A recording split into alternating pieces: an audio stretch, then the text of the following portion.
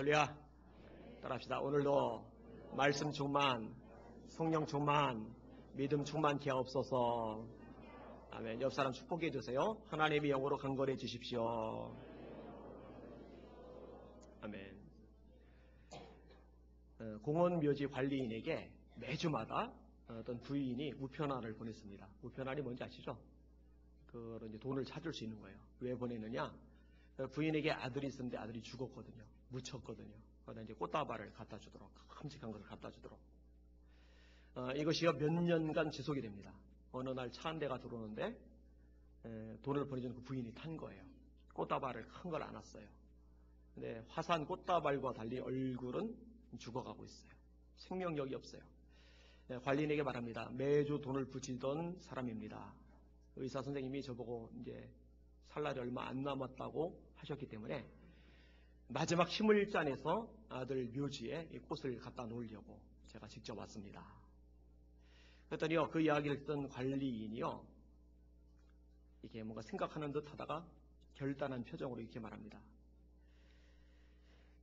저는 부인이 그 꽃을 사라고 돈 붙여주시는 것을 보고 늘 유감으로 생각했었습니다. 예? 유감이라고요? 예. 저는 매주마다 병원에 가서 환자들을 보살피고 도와주는 일들을 합니다. 그들에게 작은 꽃 한 송이 갖다 주면은 그렇게 좋아할 수가 없고 기뻐할 수가 없습니다. 그들은 향기를 맡을 수도 있고 꽃을 볼 수도 있습니다. 근데 무덤에 커다랗게 놔봐야 죽은 자는 못 본다, 이제 그 얘기를 하는 거죠. 부인이 대꾸를 안 해요. 기분 나쁜 표정도 아니에요. 가만히 있다가 떠나가요. 그리고 몇 개월 후에 다시 그 부인이 오는데 이번에는 기사가 없어요. 혼자 운전을 해서 왔는데 얼굴에 혈색이 돌아와 있어요. 이상하다. 관리인이 생각을 하는데 사연을 알고 보니까 이 관리인의 말을 듣고서 생각해 보니까 그 말이 맞는 거예요. 그래서 병원을 찾아다니면서 열심히 꽃을 이렇게 한두 송이씩 이렇게 주는데 생각보다 꽃송이를 받는 환자들이 너무너무 좋아하고 너무너무 기뻐하는 거예요. 그리고 그들이 활짝 웃고 좋아하는 모습을 보면서 자기도 마음속에 기쁨이 생기는 거예요. 그동안 늘 슬프기만 했었는데. 근데 그러는 중에 이 병이 완전히 치유가 돼버린 거예요. 여러분 뭐 지금은 뭐 엔돌핀이다 뭐다 또 스트레스 만병의 근원이다 뭐다 의학이 밝혀냈지만 과학이 밝혀냈지만 사실은 이런 것들 있기 전에 성경이 오래전에 수천 년 전에 이미 말해주고 있어요. 마음의 즐거움이 양약이 된다고. 그죠? 근심은 뼈로 썩게 만든다고. 여러분 사람이 근심이 많으면 뼈가 썩는다는 이 잠언의 말씀 얼마나 대단합니까? 그죠? 마음이 건강하면 가능성이 있는데 마음이 망가지면은요 참 복구가 어렵습니다. 마음이 중요해요. 너무너무 중요해요. 여러분 건강만이 아닙니다. 인생의 모든 관적이 그렇습니다. 때로는 환경이, 때로는 처지가, 때로는 상황이 최악일 수 있어요. 그러나 마음이 건강하고 힘이 있고 소망이 있는 사람은 이제 뚫고 나갑니다. 근데 마음이 무너져 버리면요 그 환경 앞에 꼬꾸라질 수밖에 없어요. 한 남자를 소개할게요. 53세일 때인데 뭐 지금은 53세면 젊죠. 젊은이 소리 듣습니다. 진짜로. 요즘은 60세도 취급을 안 하더라고요. 그죠? 70 한 중반쯤 넘어가야 연세 좀 드셨다. 왜냐면 워낙 고령화 시대니까. 그죠? 좀 지나면 이제 80세도 아주 가볍게 취급될 겁니다. 근데 예전에는요 50세만 넘어가면 노인입니다. 60 넘으면 정말 놀랍게 살아남았다. 그래서 잔치를 벌여주잖아요. 근데 이 남자가 53세인데 53세 되도록 일이 얼마나 많이 꼬이는지 하는 것마다 실패하는 거예요. 하는 것마다 망가지는 거예요. 하는 것마다 엉망이 되는 거예요. 불쌍하죠. 게다가 이 남자에게 핸디캡이 있어요. 전쟁 때 부상을 입었는데 왼손이 불구해요. 그래도 어떻게든 살아보겠다고 노력하고 그래서 53세 그 당시 그 노인 할아버지 나이에 말단 공무원으로 들어갔어요. 근데 실수를 했어요. 그 실수가 커져가지고 교도소에 들어갔어요. 이 정도 되면 나는 인생 끝이야. 나는 뭘 해도 안 돼. 틀려먹었어. 이럴 텐데요. 이 사람은 참 대단해요. 내가 지금 교도소 안에 감옥 안에 있으니까 일은 못하고 사람 만날 수도 없고 내가 할 수 있는 일이 뭐가 있을까? 그걸 찾아요. 글을 쓰자. 소설을 써요. 주제. 이럴 때 쓰잖아요. 주제 파악은 못하고 그러잖아요. 근데요, 그 소설이요, 세계적인 작품이 됩니다. 그게 돈키호테예요. 이 사람 이름이 세르반테스입니다. 제가 최근에 이 돈키호테를 다시 한번 읽었어요. 그 다음에 이 돈키호테에 관련된, 이 세르반테스에 관련된 학자들의 글을 좀 읽었는데, 세계 문학사에서 지금도 최고봉 중에 하나를 차지하고 있는 게 세르반테스입니다. 뭐 괴테처럼 많은 책을 써내지는 않았는데, 만약에 53세에 되도록 일마다 꼬인다고, 망한다고, 안 된다고, 그리고 마지막에 감옥까지 들어갔다고, 나 같은 게 뭘 하냐고 해봐야 소용없다고 했다면은 세르반테스는 없는 거죠. 돈키호테는 없는 거죠. 낙심하지 않은 게 얼마나 잘한 일인지 몰라요. 그죠? 여러분, 제 인생도 돌이켜보니까, 말씀 중에 생각해보니까 안 좋았던 때가 꽤 있었어요. 가난하던 시절이 있었죠. 여러분, 초등학교 때부터 시장에서 장사하고, 또 신문 돌리고, 밭에 나서 무 뽑고, 뭐 좋은 건 아니잖아요. 그죠? 그러다가 팔 하나 잃었을 때. 또 개척교회 때도 뭐 그렇게 넉넉하진 않았으니까. 교회 건축하다가 중단이 되었을 때. 얼마 전에는 뇌종양 4cm 이따만한 게 생겨가지고, 1에서 2.5가 거대인데, 그보다 더 커서 자이언트라고. 만약에요, 그런 순간순간마다 제 마음이 무너져 버렸다면요, 저는 여기 이렇게 서 있을 수 없을 겁니다. 제 얼굴은 칙칙해져 버렸을 거예요. 아주 상심이 꽉 차가지고 그냥 우거지상 쓰고 있었을 거예요. 근데 마음이 견고히 서 있으면요, 소망도 용기도 솟거든요. 난관도 이길 수 있거든요. 여러분, 하나님의 말씀이 맞습니다. 무릇 지킬 만한 것보다 더 네 마음을 지켜라. 사람의 생명이 지키라. 생명의 근원이 이에서 난 줄 알미니라. 따라합시다. 무릇 지킬 만한 것보다 더욱 내 마음을 지켜라. 생명의 근원. 생명이 제일 중요하죠. 그 생명의 근원이 어디 있느냐? 우리 마음에 달려있다는 거예요. 여러분, 어떤 환경 처지에서도 낙심하지 마실 수 있기를 주님의 이름으로 축원합니다. 오늘 설교의 제목입니다. 따라합시다. 내 영혼아 낙심하지 말라. 한 번 더. 내 영혼아 낙심하지 말라. 오늘 본문의 내용을 가지고 셋으로 나눠서 생각을 해볼 겁니다. 첫 번째 부분은 이 시편 기자가 처한 상황의 절박성에 대해서 1절 2절에 고백하고 있거든요. 같이 읽을게요. 시작. 하나님이여 나를 판단하시되 경건하지 아니한 나라에 대하여 내 송사를 변호하시고 간사하고 불의한 자에게서 나를 건지소서. 주는 나의 힘이 되신 하나님이시거늘 어찌하여 나를 버리셨나이까. 내가 어찌하여 원수의 억압으로 말미암아 슬프게 다니나이까. 이 시편 기자가 사는 나라는 경건하지 않은 나라입니다. 여러분, 나라는 누가 통치자에 따라서 분위기가 달라지죠. 히스기야나 다윗 같은 인물이 통치할 때는 좋은데, 므낫세나 아니면 아합 같은 왕이 통치할 때는 나라가 엉망입니다. 그죠? 공의가 사라져버리죠. 송사를 해봐야 제대로 재판이 진행이 되질 않아요. 돈이 있고 권력 있는 사람에게는 좋게, 힘없는 사람에게는 나쁘게. 이런 상황이 이 시편 기자가 처한 상황이에요. 게다가 이 시편 기자 주변에는요, 죄다 고역한 사람들이 가득한데 어떤 사람이 있느냐? 간사한 자라는 표현이 나와요. 간사한 자. 이 간사한 자라는 말은 쉽게 설명을 드리면은 이익에 따라서, 상황과 조건에 따라서 왔다 갔다 하는 사람. 지적 없는 사람이죠. 여러분, 하나님은 심지가 굳은 사람 좋아하시죠. 이사야 26장 3절 주께서 심지가 견고한 자를 평강의 평강으로 지키시리니 이는 저가 주를 의뢰함이니라. 근데 간사한 자는 심지가 굳질 않아요. 이익 따라 상황 따라 왔다 갔다 해요. 여러분, 가룟 유다 같은 인물은 간사한 인물입니다. 돈꾀를 맡았어요. 회계 직권을 맡았어요. 그러면은 예수님과 일행을 위해서 효과적으로 재정을 활용해야 되는데 그게 아니라 살짝 빼서 자기 배를 채워요. 요한복음 12장에 보니까 한 여인이 예수님께 향유를 붓는데 300데나리온. 노동자의 하루 풍사시 1데나리온이니까 5만 원씩 따져도 1,500만 원 돈의 엄청난 것을 예수님께 쏟아부었어요. 예수님이 장사를 준비한 거예요. 그때 가룟 유다가 나와가지고는 막 혼내고 뭐라 하잖아요. 이유가 뭐예요? 이거 엄청난 돈인데 가난한 사람 나눠줄 수 있는 건데 왜 낭비하는 거야? 근데 겉으로 말하는 것하고요, 속마음이 달라요. 속마음은 뭐냐? 야, 이 돈이 돈기에 들어왔으면 내가 쓸몫이 많아졌을 텐데 자기가 쓸 걸 못 쓰니까 그게 기분 나쁘고 열받고 짜증나는 거예요. 여자한테 이제 괜히 화풀이를 하는 거죠. 간사한 인간입니다. 이런 사람이 주변에 많으면 피곤하죠. 게다가 불의한 자가 많아요. 이 불의한 자의 특징은 뭐냐면은 의로운 사람을 못 견디합니다. 여러분, 그 비리를 저지르는 사람들 있잖아요. 공금 횡령 같은 거 잘하는 사람들. 이런 사람들이 그 같은 회사 내에서 정직한 사람을 보면은 야, 저 사람은 훌륭해, 역시 대단해, 저 깨끗해 하고 존경해 주는지 아세요? 아닙니다. 그거 못마땅하게 생각합니다.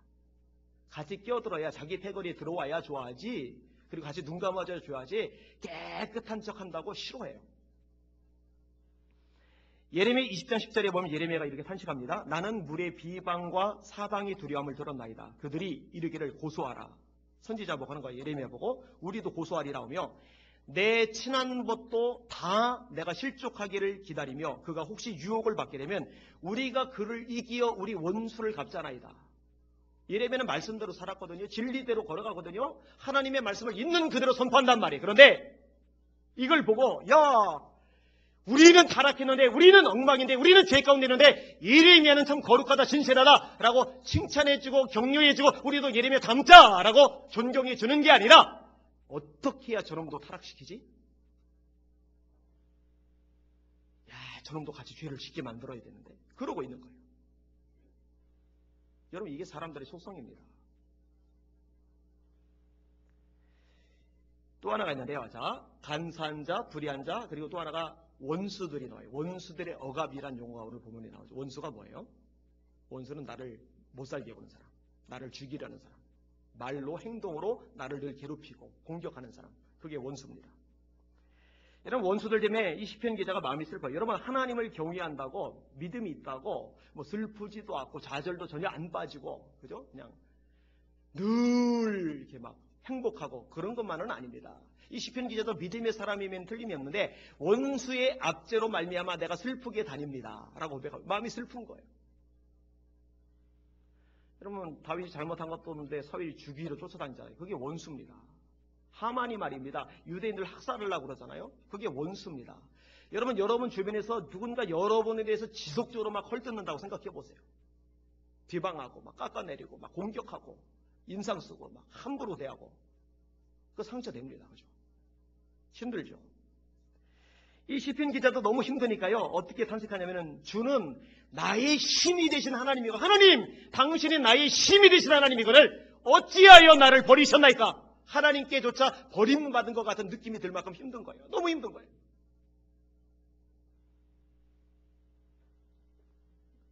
인생 살다 보면은요, 이런 마음 들 때가 있어요. 자, 두 번째 부분은 뭐냐? 이 시편 기자가 그 하나님을 향해서 기도를 드려요. 그리고 소원하고 있어요. 그게 3절과 4절 말씀입니다. 시작. 주의 빛과 주의 진리를 보내시어 나를 인도하시고 주의 거룩한 선과 주께서 계시는 곳에 이르게 하소서. 그런즉 내가 하나님의 제단에 나아가 나의 큰 기쁨의 하나님께 이르리이다. 하나님이여, 나의 하나님이여, 내가 수금으로 주를 찬양하리이다. 이 시편 기자는요, 제가 볼 때 영적인 수준이 높아요. 이 간사한 자, 하나님 저는 망하게 해주세요. 저 불의한 자, 하나님 제거해 주세요. 저 원수들 주님께서 싹 쓸어가 버려주세요. 주님의 쓰나미로 그냥 다 휩쓸어가 버려주세요. 막 이러고 싶은 마음이 들 만한데, 그런 것들, 주변 환경들 힘들게 하는 것들에 막 주목하고 거기에 막 골머리하고 머리 막 싸매고서 막 알아놓고, 그게 아니라 지금 본질적인 것에 집중을 하고 있는데 뭐라고 기도하는지 아세요? 하나님, 저를 인도해 주세요. 주의 빛과 주의 진리를 보내셔 나를 인도하시고. 시편 기자의 마음속에요, 하나님께서 나를 인도해 주시고 나를 끌어가 주시면은 이런 환경도, 이런 주변에 나를 괴롭히는 사람들도 더 이상 문제가 되지 않는다라고 알고 있는 거예요. 여러분, 하나님의 인도하심 속에 있으면은 다 뚫고 나갈 수 있는 줄 믿으시길 바랍니다. 이스라엘 백성들이 430년간 애굽에서 종수할 일을 했어요. 출애굽을 하긴 했는데 가나안까지 광야 길을 통과해서 지나가야 되는데 길을 몰라요. 가본 적이 없어요. 어떻게 해요? 하나님께서 불기둥과 구름기둥으로 앞서서 인도해 주시는 거예요. 하나님이 인도를 해주시니까 한 번도 가보지 못한, 길이 어딘지도 모르는 그들이 안전하게 도달할 수가 있어요. 이게 하나님의 인도하심이거든요. 그 다음에 시편 기자가 뭐라고 고백하냐면 주님 계시는 곳에 이르게 해달라는 겁니다. 주의 거룩한 산과 주께서 계시는 곳에 이르게 하소서. 하나님의 인도하심 따라 가다가 결국 주님과 함께 머물고 싶다는 거예요. 주님 계시는 곳에 자기가 있기를 원한다는 거예요. 여러분, 주의 거룩한 산, 거기에 누가 계세요? 주님이 계시죠. 여러분, 시편 15편에도 산에 대한 얘기가 나오는데 이 거룩한 산은 하나님께서 계신 곳을 상징하는 겁니다. 예를 들어서 신의 산, 호렙산, 호렙산하고 시내산하고 어떤 차이가 있죠? 호렙산은 모세가 하나님 만난 산, 시내산은 모세가 십계명 받은 산. 근데 사실은 이름이 다른 거지 같은 산입니다. 같은 산이에요. 시온산, 성경이 많이 나오죠? 하나님께서 거주하시는 산입니다. 시편 15편 1절에 여호와여 주의 장막에 머무를 자 누구며 주의 성산에 사는 자 누구니까? 주의 장막에는 누가 살아요? 주님이. 주의 성산에는 누가 계세요? 주님이. 거기에 누가 함께 있을 수 있느냐 이거죠. 정직하게 행하며 공의를 실천하며 그의 마음에 진실을 말하며 그의 혀로 남을 허물하지 아니하고 그의 이웃에게 악을 행하지 아니하며 그의 이웃을 비방하지 아니하며 그의 눈은 망령된 자를 멸시하며 여호와를 두려워하는 자들을 존대하며 그의 마음에 서원한 것은 해로울지라도 변하지 아니하며 이자를 받으려고 돈을 꾸지 아니하며 뇌물을 받고 무지한 자를 해하지 아니하는 자이니 이런 일을 행하는 자는 영원히 흔들리지 아니하리로다. 그런데 여러분 기억할 것이 있는데요. 우리가 하나님과 함께 있기를 원하시는 것보다 하나님께서 우리와 함께 있기를 더 원하세요. 그게 아버지 하나님의 마음입니다. 제자들을 선택하신 예수님께서 제자를 선택하신 목적이 나오죠. 세 가지가 나와요. 첫 번째가 함께 있게 하시고, 그 다음에 귀신을 내어쫓고, 그 다음에 전도도 하고. 여러분 귀신을 내어쫓으면 귀신에게 눌려있던 사람이 자유를 얻습니다. 얼마나 귀한 일입니까? 영혼들 전도를 하면 지옥 갈 사람, 심판받을 사람 구원받아서 천국 가게 만들어요. 얼마나 귀한 일입니까? 그런데 이렇게 귀하고 소중한 일보다 더 우선되는 게 뭐냐? 주님과 함께 있는 거예요. 교제하는 거예요. 친밀함을 누리는 거예요. 여러분 잘 들으세요. 부모가 정말 원하는 거는요, 자녀와의 친밀함이죠. 하나님 아버지가 정말로 원하는 거는요, 우리와의 친밀함입니다. 우리가 여러 가지를 하는 것보다 더 본질이 뭐냐? 주님과 교제하는 거예요. 주님과 함께하는 거예요. 교태가 필요한 거예요. 이게 하나님 아버지의 마음이거든요. 여러분 위대한 하나님의 사람들의 특징은요, 공통점이 있는데 그 공통점이 뭐냐면은 주님과의 친밀함입니다. 주님과의 깊은 교제입니다. 다윗이 이렇게 고백하죠. 내가 여호와의 집에 영원히 거하리로다. 여호수아는 성막을 떠나지 아니했다고 말씀하고 있죠. 에녹은 뭐라고 말씀합니까? 하나님과 동행했다. 몇 년간? 300년간. 히브리서 11장에는 이렇게 하나님과 동행하는, 하나님과 함께 있는 에녹을 가리켜서 하나님을 기쁘시게 하는 자라고 말씀해 주고 있어요. 안나는 성전을 떠나지 않고 주야로 금식하고 기도하면서 하나님을 섬겼다가 예수님을 맞이합니다. 여러분 주님 곳에 함께 있게 해달라는 기도는 정말 놀라운 기도입니다. 여러분 주님이 함께 하시면 사실 나머지 것들은 더 이상 큰 문제가 안 돼요. 가볍게 넘어갈 수가 있어요. 정말이죠. 다윗이 고백하죠. 내가 사망의 음침한 골짜기로 다닐지라도 해를 두려워하지 않을 것은 주께서 나와 함께 하심이라. 주의 지팡이와 막대기가 나를 안위하시라이다. 자, 이렇게 하나님 나를 인도해 주세요. 주님 계신 곳에 제가 머물기를 원해요. 그렇게 해 주시면 소원을 해요. 제가 하나님을 찬양하는 삶을 살겠습니다. 4절이죠. 그런즉 내가 그렇게 해 주시면 제가 하나님의 제단에 나아가 나의 큰 기쁨에 하나님께 이르리이다. 하나님이여 나의 하나님이여 내가 수금으로 주를 찬양하리이다. 여러분 하나님께서 여러분을 창조하신 목적이 뭐죠? 찬양이에요. 찬양. 이 백성은 내가 나를 위하여 지었나니 곧 나의 찬송을 부르게 하려 함이니라. 여러분 사람이 성령으로 충만해지면 나타나는 열매들이 있잖아요. 결과들이 있잖아요. 그 결과들 중에 하나가 뭔지 아십니까? 그거 찬양입니다. 에베소서 5장 18절에 보면 술 취하지 말라. 이는 방탕한 것이니 오직 성령의 충만을 받으라. 그리고 이어지는 말씀이 시와 찬미와 신령한 노래 찬송이 나와요. 그러니까 사실은 우리 속에 찬양의 마음이 있는 것, 그리고 예배 전에 이제 찬양 인도를 해요. 또 예배 사이사이 찬양을 해요. 그 찬양할 때의 모습을 보면은 자기 자신을 점검해 보면은 내가 좀 성령으로 충만한지 그렇지 않은지를 알 수가 있어요. 계시록에 보면은 24장로들이 면류관을 주님 앞에 벗어드리면서 찬양하죠. 스랍들이 하는 일이 뭐예요? 거룩하다 거룩하다 거룩하다 만군의 여호와여 그 영광이 온 땅에 충만하도다 하나님을 찬양하는 일이에요. 자, 마지막 세 번째 부분입니다. 이 부분은 자신의 영혼을 향해서 선포하는 내용, 그리고 기대하는 내용이 담겨 있어요. 5절을 같이 볼게요. 시작. 내 영혼아, 너는 하나님께 소망을 두라. 나타나 도심으로 말미암아 내 하나님을 여전히 찬송하리로다. 아멘. 지금 뭐라고 얘기하냐? 첫 번째 부분은 내 영혼아 너 어찌해서 낙심하고 있느냐? 자기 영혼을 책망하는 거예요. 여러분 환경이나 사람이 문제가 아니라고 말씀드렸죠? 여러분의 마음이 문제입니다. 여러분 낙심하지 마시길 주님의 이름으로 축원합니다. 제가 참 좋아하는 성경 구절이 갈라디아서 6장 9절인데 우리가 선을 행하되 낙심하지 말지니. 하나님께서 기뻐하시는 삶을 사는데 하나님께서 기뻐하시는 일을 하는데 왜 낙심이 되겠어요? 일이 꼬이니까. 상황이 안 좋아지니까. 꿈과 현실의 갭이 너무 크니까. 그 상태가 너무 오랫동안 길어지니까. 에너지가 이제 고갈되는 거죠. 근데 성경이 말씀하는 거예요. 우리가 선을 행하되 낙심하지 말지니 포기하지 아니하면 때가 이름에 거두리라. 누가 거두게 하세요? 하나님 아버지께서. 단 누구에게? 낙심하지 않고 포기하지 않는 자에게. 여러분 낙심하지 마시기를 주님의 이름으로 축원합니다. 여러분 요셉 보세요. 꿈을 주셨는데 낙심할 일이 얼마나 많아요. 구덩이에 빠졌어요. 기어나가지 못할 구덩이. 그 다음엔 묶여서 끌려가요. 소리쳐도 애원을 해도 풀어주질 않아요. 그 다음에 노예가 돼요. 아버지가 너무 그립지만 갈 수가 없어요. 그럼에도 불구하고 말씀대로 살았는데 진리를 지켰는데 죄를 멀리 했는데 하나님을 기억했는데 내가 하나님 앞에서 어찌 득죄하리까? 하나님 말씀 진리를 참았는데 그 결과가 뭐냐? 축복이 아니라 감옥이에요. 꿈을 해석해줬더니 술 마시는 관원장이 2년이나 요셉을 잊어버렸어요. 완전히 계단한 비태를 꼭대기에서 맨 밑바닥까지 굴러 떨어진 거예요. 근데 요셉이요 참 대단합니다. 마음을 지켜요. 낙심하지 않아요. 제가 이제 9월에 MRI를 다시 찍어요. 그죠? 하나님의 기적으로 제가 이렇게 돌아다녀요. 도수 없는 안경, 패션 안경 쓰고서 일부 예배 때 박덕자 원사님이 저를 보더니 안경 쓰니까 훨씬 낫다고. 그 말이 반은 칭찬이고 반은 욕이죠. 칭찬이라는 것은 잘 어울린다는 거, 욕이 되는 것은 얼굴을 안경으로라도 가려야 좀 더 봐줄 만하다 이제 그 얘기니까.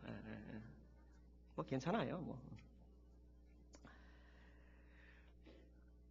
근데 이 뇌 종양이 지금 다 사라진 게 아닙니다. 4cm 중에서 1.4cm가 남았어요. 근데 1.4cm 크기도 거대 종양이에요.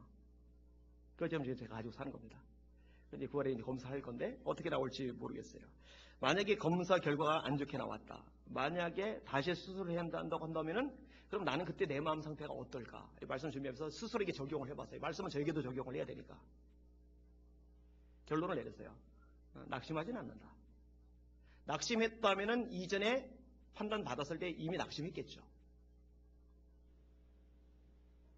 여러분 질병만이 아닙니다. 인생의 어려움 고비들 있을 겁니다. 낙심하지 마시길 바랍니다. 1781년 9월 9일 탄광 화부의 아들로 태어난 소년이 있어요. 하필이면은 가난한 탄광 광부의 아들로 태어났어요. 학교를 못 다녀요. 12살 때부터 탄광에서 일을 합니다. 그럼 초등학생이 탄광에서 땅굴 파고 들어가서 일한다 생각해보세요. 비참하잖아요. 14살 때 탄광 과부의 조수가 되고 15살 때 정식 화부가 돼요. 어린 나이에 놀지 못하죠. 학교 못 다니죠. 글도 못 배웠죠. 중노동하죠. 낙심할 만하죠. 그런데요, 이 소년은 참 대단해요. 낙심하지 않아요. 그 와중에도 꿈을 가져요. 혼자 공부를 해서 글을 익힙니다. 그리고 글을 읽을 줄 알게 되니까 와트라는 사람이 증기기관을 만들어냈잖아요. 그 증기기관에 대해서 관심 가지고 그 구조에 대해서 원리에 대해서 책을 계속 읽어나가요. 근데 뭐 그런다고 뭐 인생이 펴집니까? 10대 지나가고 드디어 20대가 됐어요. 20대 돼도 여전히 형편은 예전보다 나아졌지만 뭐 공부를 마음껏 할 수 있는 상황은 아니에요. 23살 때 기관소가 돼요. 열차 운전하는 사람. 그러다가 1814년 33살 때 최초의 증기기관차를 만듭니다. 지금은 뭐 전철, 고속철 다 있지만 그런 거 없었잖아요. 그런 거 없을 때 처음 증기기관차가 나왔을 때 이거는 기적이었어요. 그래서 이 사람 이름이 스티븐슨인데 이 사람의 별명이 뭐냐면은 철도의 아버지입니다. 대단한 칭을 얻었죠. 왜 나는 재수없이 저런 아버지 만났어? 이랬다고 생각해 보세요. 나는 왜 이 10대 어린 나이에 탄광에서 일이나 하고 있지? 한글이 아니죠. 영어도 못 익히고 학교도 못 다니고 아이 비참해. 세상이 왜 이 모양이야? 이 더러운 세상 망해버려라. 1등만 기억하는 더러운 세상 망해버려라. 이랬으면은요, 스티븐스는 없어요. 우리 애들이 좀 들어야 되는데. 우리 애들이라는 얘기는 효빈이 효원이가 아니라 우리 학생들, 어린 청년들 얘기를 하는 거예요. 그죠? 아버지 잘못 만났다고 원망하는 애들, 좀 불쌍한 애들이에요. 그죠? 마음이 병든 거예요. 그게. 여러분, 낙심 따위는 죄송해요, 거친 말 쓸게, 개에게나 던져주시길 바랍니다. 여러분에게 예수님의 계심을 기억하시면서 주님 손잡고 일어나시길 주의 이름으로 축원합니다. 예수의 이름으로 나는 일어서리라. 두 번째 뭐라 얘기하느냐? 네오나, 너 어찌하여 불안해하느냐? 여러분, 왜 불안하겠어요? 상황이 안 좋으니까. 여러분, 우리는 불안하기는 요소 많잖아요. 병이 나면 불안해요. 경제적으로 가난해지고 빚이 많아지면 불안해요. 미래가 불안해요. 자녀가 지금 꼴이 엉망이면 불안해요. 사람 관계가, 인간관계가 얽히면 불안해요. 답답해요. 마음속에 풍랑이 일어나요. 그때 자기 영혼에게 네 영혼아, 네가 어찌하여 불안해하느냐 말하는 거예요. 여러분, 불안은요, 불신앙입니다. 불안하다는 얘기는 하나님을 전적으로 신뢰하지 못했다는 얘기고, 내 인생의 모든 염려를 주님께 맡겨드리지 못했다는 얘기입니다. 다시 말해서 내 인생의 주인이 하나님이 아니고 여전히 내가 내 인생의 주인으로 산다는 얘기예요. 성경은 말씀합니다. 너희 염려를 다 주께 맡겨버려라. 이는 주가 너희를 권고하심이니라. 성경은 말씀합니다. 아무것도 염려하지 말고 오직 모든 일에 지도와 간구로 너희 구할 것을 감사함으로 하나님께 아뢰라. 그러면 모든 지각에 뛰어난 하나님의 평강이, 불안이 아니라 하나님의 평강이 너희 마음과 생각을 지키시리라. 할렐루야. 이게 하나님의 말씀이거든요. 하나님께 다 맡기시는 여러분 되셔야 할 겁니다. 이 황제와 교황이 루터를 협박해요. 루터가 불안한 거예요. 겁을 먹은 거예요. 그렇죠. 조직폭력배 수백 명이 몰려들어도 겁이 날 텐데, 황제가, 교황이, 그 당시 최고 권력자 둘이서 루터 그냥 두지 않겠다고 벼르니까 바들바들 떠는 거죠. 루터의 아내가 대단해요. 그죠? 루터보다 15살이나 어린데도 대단해요. 얼마나 대단한지 아세요? 유명한 일화, 여러분 아실 거예요. 그죠? 그런 남편을 보더니요, 상복을 입고 우니까 왜 우냐고, 누가 죽었냐고, 하나님 돌아가셨다고, 무슨 망측한 소리를 하냐고, 하나님 어떻게 돌아가셨냐고. 하나님이 돌아가시지 않았다면 당신이 왜 절망하고 왜 불안해하고 있냐고. 하나님 살아계신데. 여러분, 하나님 여러분의 아버지시고 여러분의 아버지신 하나님 지금 살아계십니다. 역사하십니다. 전능하십니다. 불안해하지 마시길 바랍니다. 여러분 영혼에게 말하세요. 내 영혼아, 너 왜 불안해하느냐? 정신 차려. 그러면서 한 가지 더 명령하는데, 너는 하나님께 소망을 둬라.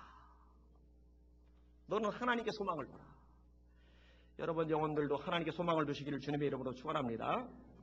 여러분 자녀에게 소망을 두는 사람, 그 소망 오래 못 갑니다. 어릴 때 품 안에 있을 때나 그렇지, 크고 나면은요 다 품밖에 벗어납니다. 소망이 안 돼요. 그죠? 부모 역시 소망이 안 됩니다. 여러분 물질이 인생의 소망이 될 수 있을 것 같아요? 물질 인생의 소망이 안 됩니다. 만약에 물질이 인생의 소망이 될 수 있다면 재벌들이 왜 자살합니까? 여러분 사람 마음속에 소망이 있으면 소망을 가진 사람은 자살 안 합니다. 소망이 없으니까 자살하는 거예요.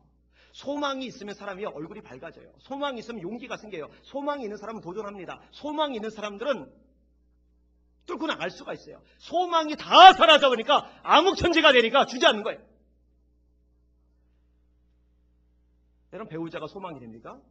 안 됩니다. 일부에 때 요 얘기하니까는 저 위에 있던 유아리가 막 붙더라고요. 장가도 못 간 놈이 뭘 안다고 이렇게 오는지 잘 모르겠어요. 그죠? 그죠? 소망 안 돼요. 변함없이 소망이 되실 수 있는 유일한 존재는 하나님 한 분뿐이십니다. 그리고 그 하나님께 소망을 넣을 때 하나님이 나타나 도우신다고 오늘 본문에 고백을 해주고 있어요. 그 하나님의 도우심을 경험하실 수 있기를 주님의 이름으로 축원합니다. 여러분 하나님이 도와주시면 다 돼요. 다 돼요. 그 이승만 대통령이 우리나라의 국부 아닙니까? 근데 우리나라만큼 참 이런 쪽에서 삐딱한 사람들이 드물어요. 우리 한국 사람이 참 못된 근성인데 뭐 한 가지 마음에 안 들면 다 매도해 버리는 거 있죠. 자기 편 아니면 다 적군 만드는 거 있죠. 누군가 잘하면 막 축겨 세워서 영웅을 만들어야 되는데 우리는 누군가가 튀면은요 다 쪼아가지고 주저앉혀놔요. 이게 참 이건 악한 거랍니다. 이건 치료받아야 될 문화예요. 여러분 자기네 나라 국부 실수 있죠. 허물 있죠. 그래도 세웁니다. 여러분 중국에서 모택동 실수한 거 없어요? 문화혁명 통해서 얼마나 많은 학문적인 과거 문화유산들 몰살시켜버렸습니까? 그래도 그건 그거고 존경은 존경대로 합니다. 국부니까. 미국 워싱턴 얼마나 존경합니까? 워싱턴이라고 실수 없겠어요? 근데 우리나라는 이상해요. 그런 게 약해요. 여러분 이 대통령이 정말 대단한 인물이고 뛰어난 인물인데요. 그 당시에 우리나라는 사회주의를 흘렀어요. 공산주의를 흘렀어요. 인텔리들 대부분이. 그리고 국민들 대부분이. 근데 공산주의의 위험성을 깊이 파악했던 인물이 이승만입니다. 이승만 대통령 안 했으면 우리나라 공산화 됐습니다. 자료들 얼마든지 될 수 있어요. 그리고 이분이 초대 국회를 열면서 기도하고 시작하게 했어요. 그래서 세계 역사상 초대 국회를 기도로 시작한 나라가 우리나라입니다. 이건 참 영광스러운 일이에요. 여러분 6.25가 일어났어요. 부산까지 밀렸어요. 이 대통령 이때 취한 행동이 뭔지 아세요? 국가적으로 기도하는 일이었어요. 대단한 거예요. 이거. 부산 서대신동 항생교회에 모여서 나라를 위해서 부르짖었어요. 살 길 없는. 여러분 뭔 수로 살 길이 있어요. 그죠? 이때 유엔군이 참전하는 것이 이제 유일한 길이었는데 유엔군이 참전하려면은 유엔 안전보장이사회에서 만장일치로 가결이 돼야 돼요. 근데 이 안전보장이사회는 그 당시에 네 나라죠. 그 중에 하나가 소련인데 소련은 절대로 찬성 안 합니다. 왜냐하면 김일성을 꼭두가시처럼 조종하는 게 소련이었거든요. 이거 나중에 다 자료들 밝혀졌잖아요. 그죠? 김일성은 소련의 꼭두가시였습니다. 이 소련 대표가 캐딜락을 몰고 가는데 뭐 유엔군이 참전한다. 이거는 이제 불가능한 상황인 거죠. 그런데 이 잘 가던 캐딜락이 갑자기 멈춰버렸어요. 수리를 했어요. 그리고 겨우 고친 다음에 도착했더니 회의 끝났어요. 만장일치로 통과, 유엔군 16개국이 참전, 그리고 우리나라가 살아나요. 여러분 저는 이건 우연이라고 생각하지 않아요. 이건 하나님의 개입입니다. 하나님의 축복입니다. 그때 유엔군이 개입 안 했으면요 적화됩니다. 공산화됩니다. 지금 북한하고 우리 남한하고 똑같아지고 말았을 거예요. 한 나라도 하나님이 개입하시고 하나님이 도와주시면 살 길이 열려요. 나라만이 그러겠어요? 개인도 마찬가지고 가문도 마찬가지고 교회도 마찬가지인 줄 믿으시길 바랍니다. 그가 나타나 도우심으로 말미암아 내가 오히려 찬송하리로다. 내 영혼아 네가 어찌하여 낙심하며 어찌하여 내 속에서 불안해하느냐. 너는 내 영혼 너는 하나님께 소망을 두라. 그가 하나님이 나타나 도우심으로 말미암아 내가 오히려 찬송하리로다. 아, 참 멋있는 말씀이에요. 기가 막힌 말씀이에요. 말씀을 정리합니다. 세상 사람 누구나 장애물이 있어요. 고난, 어려움, 문제 다 있어요. 이거 없는 사람 누가 있겠어요? 사람이 아니죠. 없으면. 그때 우리가 다짐할 것이 하나가 있는데 낙심하지 말자. 여러분 에디슨 청각장애인입니다. 나는 못 들어. 낙심했으면 발명왕 못 되죠. 베토벤 청각장애인입니다. 여러분 음악을 하는 사람이 소리를 못 들으면 도대체 무슨 수로 음악을 합니까? 들려야 뭘 하죠. 나는 이제 음악 생명 끝이야. 그랬으면 그 이후에 위대한 작품들 없죠. 환희 크로스비는 난지 6주 만에 소경이 됐어요. 내 인생은 끝장이야. 그랬으면 8,000평의 위대한 찬송들, 우리 찬송가에 실린 수많은 명곡들은 없는 거죠. 보지 못하고 말하지 못하고 듣지 못하는 헬렌 켈러가 낙심했으면 위대한 헬렌 켈러는 없는 거죠. 밀턴이 실명을 했는데 내가 어떻게 이제 글을 써. 그랬으면 위대한 신라권 같은 명작품은 없는 거죠. 지금 언급한 사람들은 워낙 유명하니까 많이 접해봤겠지만 한 사람 잘 모를 거예요. 제가 인용을 해드리고 정리를 할게요. 미첼이라는 사람인데 이 사람이 46살 때 오토바이를 타다가 사고를 당했는데 화상 때문에 얼굴이 다 망가졌어요. 형체를 알아보기 힘들 만큼. 제 나이 또래인데 끔찍하죠. 4년 후에 더 끔찍한 사고를 당했어요. 오토바이 사고보다 더 끔찍한 사고가 뭐겠어요? 비행기 추락. 세상에 재수가 없어도 그렇게 없어요. 그죠? 목숨은 건졌는데 하반신이 마비가 됩니다. 근데 이 사람 봐요. 참 대단해요. 자기 처지 한탄하지 않아요. 낙심하지 않아요. 그 와중에 최선 다해 사는 거예요. 이 사람이 나중에 백만장자가 됩니다. 유명한 연설가가 됩니다. 그리고 뒤늦게 결혼해요. 그리고 공부도 뒤늦게 해서 학사학위를 땁니다. 대학을 뒤늦게 나온 거죠. 이 사람의 연설문을 제가 인용해 드릴게요. 나에게 이런 불행이 닥쳐오기 전까지는 내가 할 수 있는 일이 10,000가지였습니다. 그러나 이제 내가 할 수 있는 일은 9,000가지로 줄어들었습니다. 나는 내가 잃어버린 1,000가지에 대한 슬픔과 고통보다는 나에게 남아있는 9,000가지를 선택하며 살아왔습니다. 저는요, 이게 무슨 말인지 이해가 돼요. 제가 만약에 잃어버린 왼팔에만 집중하고 살았다면 얼마나 손해보는 인생이겠어요. 그런데 아직 남아있는 오른팔로 할 수 있는 일들이 너무 많거든요. 특별히 여러분들이 모든 걸 다 잃어버려도, 다 빼앗겨도, 다 상실해도 여전히 남아있는 한 가지, 예수 그리스도, 그 주님이 여러분 떠나지 않습니다. 그 주님이 여러분 버리지 않습니다. 여러분과 영원토록 함께 하시는 걸 믿으시길 바랍니다. 그 예수님이 계시는데 왜 낙심합니까? 외치세요. 내 영혼아, 낙심하지 말아라. 내 영혼아, 낙심하지 말아라. 내 영혼아, 낙심하지 말아라. 오늘 설교 제목이요. 내 영혼아, 낙심하지 말라. 기도하십니다.